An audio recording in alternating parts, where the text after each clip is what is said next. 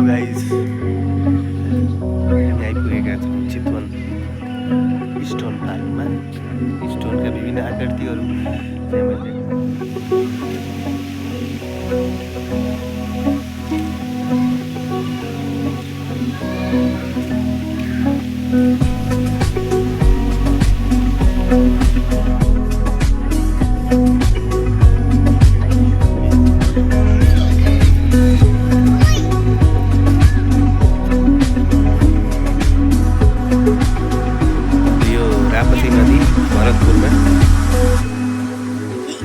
भरतपुरमा राप्ती नदी stone park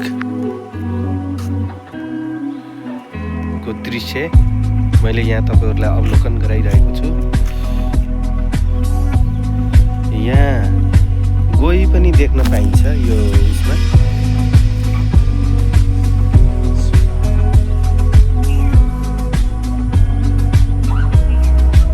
हात्ती पनि देख्न पाइन्छ भन्ने कुरा यहाँ आयो। पारिसम्म हामीले दृश्य धेरै नै मनमोहक छ। यहाँ पुरा स्टोनले बनेका कुराहरू भएको भएर यसलाई स्टोन पार्क भनिएको छ है। एरिया ठुलो छ, हामी खासमा